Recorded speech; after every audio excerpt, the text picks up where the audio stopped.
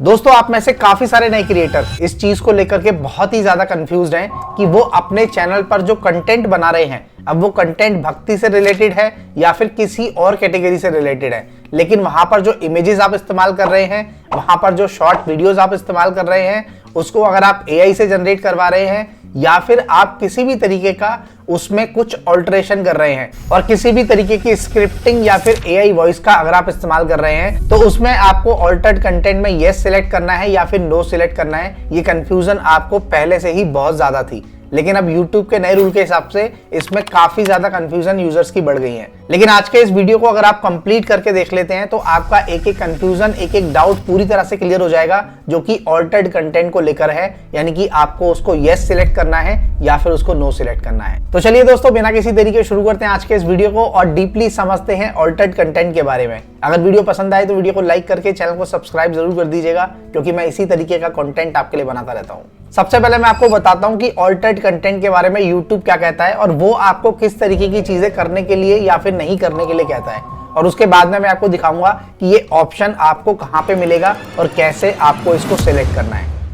तो यहाँ पर आप देख सकते हैं ऑल्टर्ड कंटेंट, जिसके बारे में YouTube ने अभी रिसेंटली अपनी गाइडलाइंस में भी ये चीज कही है। और यहाँ पर लिखा है do any of the following describe your content. यानी कि YouTube आपसे पूछ रहा है कि इनमें से कुछ भी, ये जो 3 पॉइंट्स यहाँ पे दिए हुए हैं, इसमें से कुछ भी क्या आपके चैनल पर, आपके वीडियोस के अंदर आपके कंटेंट को डिस्क्राइब करता है। तो यहाँ पर सबसे पहले हम इस पॉइंट को समझते हैं। Make a real person appear to say और do something they did not say और डू। यानी कि इसका सीधा सीधा मतलब है कि आपके सामने आपको कोई ऐसा व्यक्ति प्रतीत हो रहा है जो कि कुछ कर रहा है या फिर कुछ बोल रहा है, लेकिन वो रियल लाइफ में नहीं है। तो उस कंडीशन में आपको इसको यस सिलेक्ट करना है। यानी कि आपकी वीडियो के अंदर कुछ भी रोबोटिक है, जैसे कि आप अपनी वीडियोस या फिर अपनी फुटेज जो कि आप अपने भक्ति चैनल पर इस्तेमाल करते हैं, खासकर फॉर एग्जांपल लिटिल कृष्णा की इमेजेस हैं या फिर शिव भगवान की इमेजेस हैं, कोई भी ऐसी इमेज जो आपने एआई से जनरेट करवाई है, तो उसको आप अगर यूज कर रहे हैं अपने कंटेंट के अंदर, तो उस कंडीशन में ये जो पहला वाला पॉइंट है,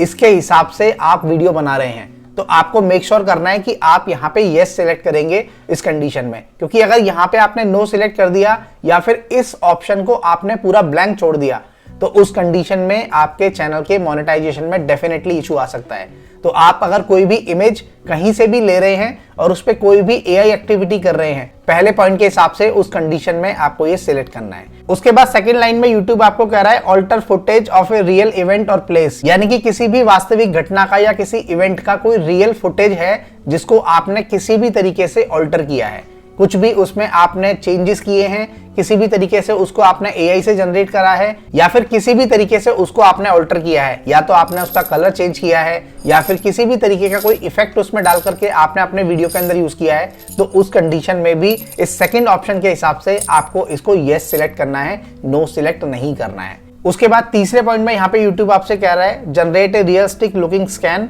that did not actually occur. और इस पॉइंट का सीधा सीधा मतलब है कि एक ऐसा दृश्य जनरेट करना, एक ऐसी इमेज बनाना जो कि एक्चुअल में एग्जिस्ट नहीं करती। वो जो इमेज है वो एक्चुअल में नहीं है, यानी कि उसको आपने पूरी तरह से एआई से जनरेट किया है। तो उस कंडीशन में भी आपको यहाँ पर यस करना है। और ऐसा कैसे होता है, फॉर एग्जांपल के लिए आप किसी भी भक्ति सॉन्ग या फिर किसी भी कैटेगरी का कोई इमेज लेते हैं और उसको टेक्स्ट टू वॉइस करके उसको आप एनिमेट करते हैं। जब भी आप किसी इमेज को एनिमेट करते हैं किसी भी एप्लीकेशन के थ्रू, यानी कि एक इमेज थी जिसको आपने चलता फिरता दिखा दिया, तो उस कंडीशन में आपको यहां पर ऑल्टर्ड कंटेंट में यस सिलेक्ट करना है। तो इन सारी चीजों का आप ख्याल रखिए अपने YouTube चैनल के लिए, चाहे फिर आपका जो कंटेंट है, आपका जो चैनल है वो किसी भी कैटेगरी से रिलेटेड हो, इसमें से कुछ भी अगर आप करते हैं तो डेफिनेटली आपको ऑल्टर्ड कंटेंट को सिलेक्ट करना बेहद जरूरी है। और अगर आपका कंटेंट पूरी तरह से रियलिस्टिक है, उसमें किसी भी तरीके का कोई इमेज ऐसा यूज नहीं कर रहे हैं जो कि एआई से आप जनरेट करा रहे हो, आप डायरेक्टली कॉपीराइट फ्री इमेजेस को गूगल से डाउनलोड करते हैं या फिर किसी भी थर्ड पार्टी एप्लीकेशन से डाउनलोड करते हैं